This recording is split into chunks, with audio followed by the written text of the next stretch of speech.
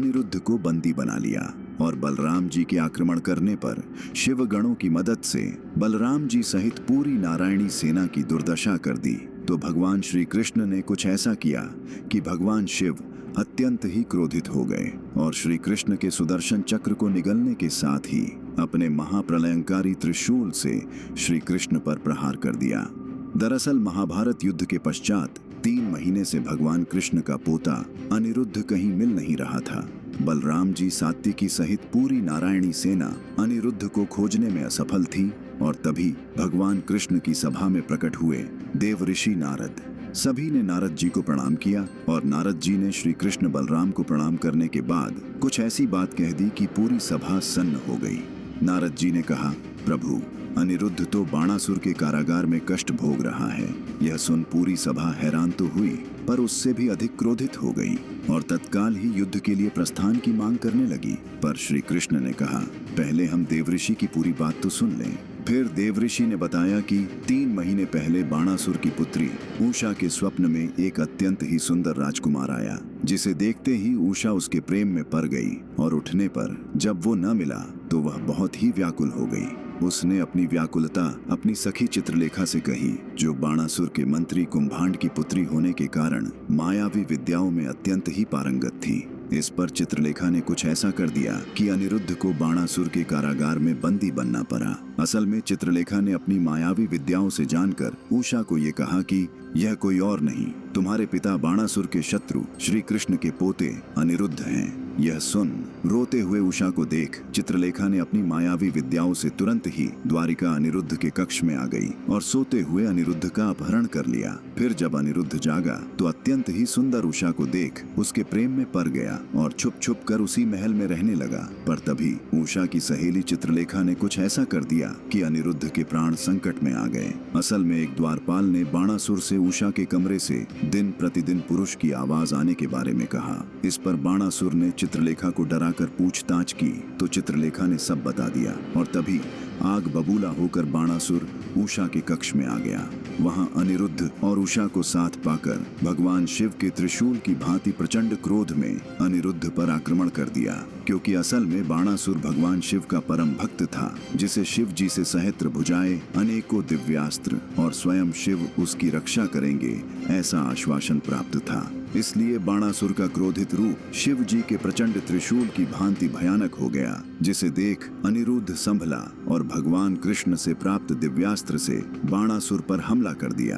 पर कुछ ही देर में बाणासुर ने नागपाश से अनिरुद्ध को बंदी बना लिया और कारागार में डाल दिया और तभी से अनिरुद्ध बाणासुर के कारागार में बंदी बनकर दुख का जीवन काटने लगा। नारद जी से यह वृत्तांत सुन बलराम जी इतने क्रोधित हुए मानो सारी सृष्टि का ही नाश कर देंगे और श्री कृष्ण के मना करने पर भी कुछ ऐसा कर दिए कि अजय नारायणी सेना को भी बाणासुर से परास्त होना पड़ा। असल में बलराम जी का चेहरा क्रोध से तमतमा उठा और उन्होंने अपना भारी भरकम मूसल और हल उठाकर एक प्रचंड हुंकार भरते हुए कहा, अब और प्रतीक्षा नहीं, हम अभी इसी क्षण बाणासुर के शोणितपुर पर आक्रमण करेंगे। और तत्काल ही बलराम जी के नेतृत्व में प्रद्युम्न, सात्यकी और द्वारिका की अजय नारायणी सेना शोणितपुर के लिए निकल पड़ी। कुछ ही समय में बाणासुर को सूचना मिली कि द्वारिका की सेना ने शोणितपुर को चारों ओर से घेर लिया है। इस पर बाणासुर ने अपने सेनापति कुंभांड को अपनी विशाल असुर सेना लेकर आक्रमण करने को कहा।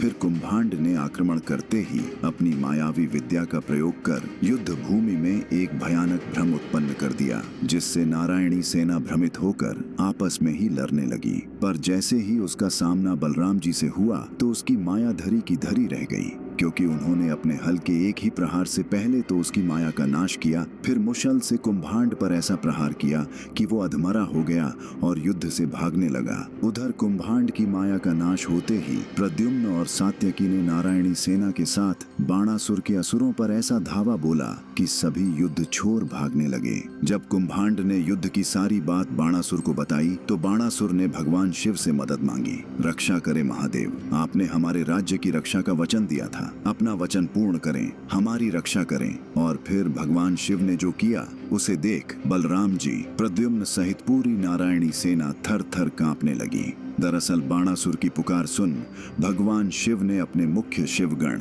नंदी और भृंगी के साथ संपूर्ण शिवगणों की सेना को युद्ध भूमि में जाने का आदेश दिया।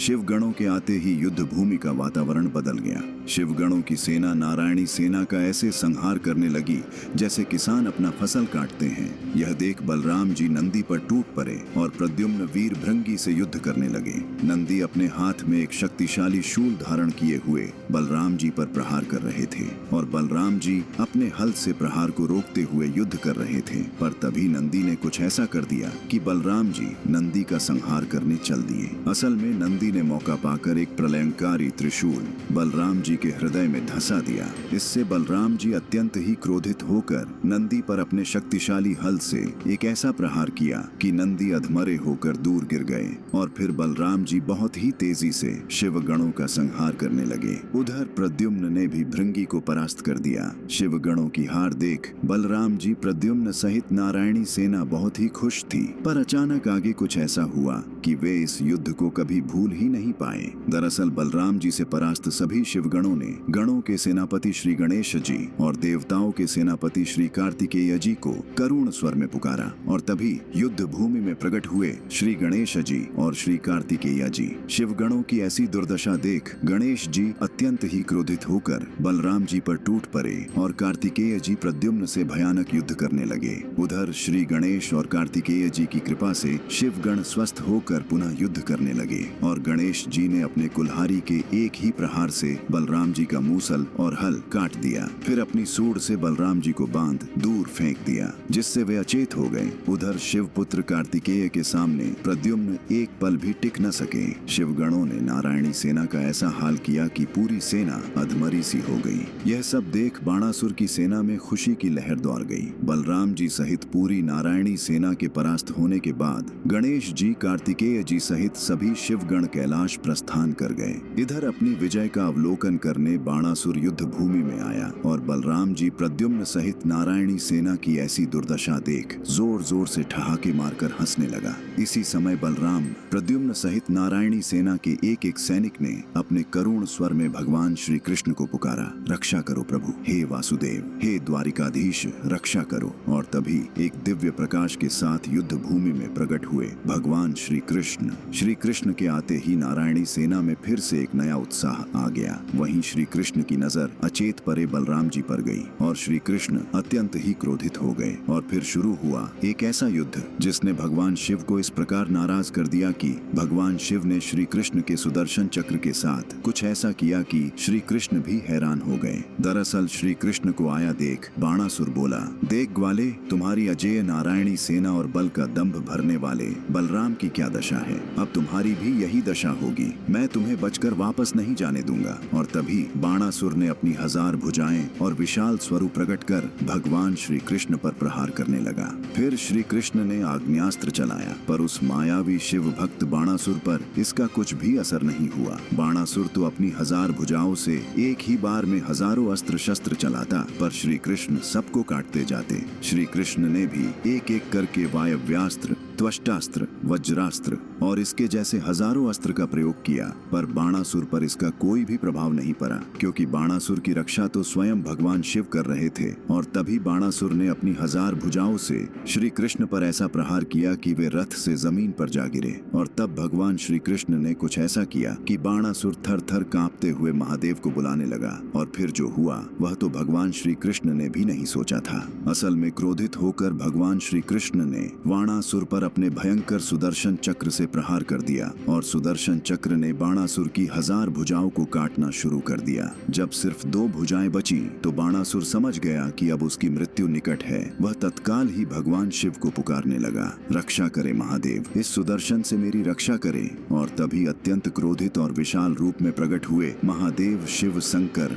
प्रकट होते ही भगवान शिव ने अपना विशाल मुख खोला और सुदर्शन को निगल गए। फिर श्री कृष्ण से कहा, हे प्रभु, बाणासुर को क्षमा कर दे, ये आपको पहचान नहीं पाया। इस पर श्री कृष्ण ने कहा, हे महादेव, मैंने पहले ही कई बार बाणासुर को समझाया पर वो नहीं माना। ये वार्ता हो ही रही थी कि बीच में ही बाणासुर ने महादेव से कुछ ऐसी बात कह दी कि श्री कृष्ण और महादेव में घोर युद्ध छिड़ गया। दरअसल बाणासुर ने महादेव से कहा, हे महादेव, मैंने आपको इस ग्वाले से युद्ध करने के लिए बुलाया है, न कि बातचीत करने को। जाइए, मुझे आपकी मदद नहीं चाहिए। इस पर महादेव शिव क्रोधित हो गए और फिर शुरू हुआ महादेव और श्री कृष्ण के बीच घोर युद्ध। अनेकों अस्त्र से भगवान शिव ने श्री कृष्ण पर हमला किया और श्री कृष्ण ने भगवान शिव पर। दोनों ही आसानी से एक दूसरे के अस्त्र को काट रहे थे, पर तभी भगवान शिव ने अपना प्रलयंकारी त्रिशूल श्री कृष्ण पर चला दिया। इस पर श्री कृष्ण ने भी नारायणास्त्र का आवाहन कर भगवान शिव पर छोड़ दिया और तब युद्ध भूमि में प्रकट हुए परमपिता ब्रह्मा।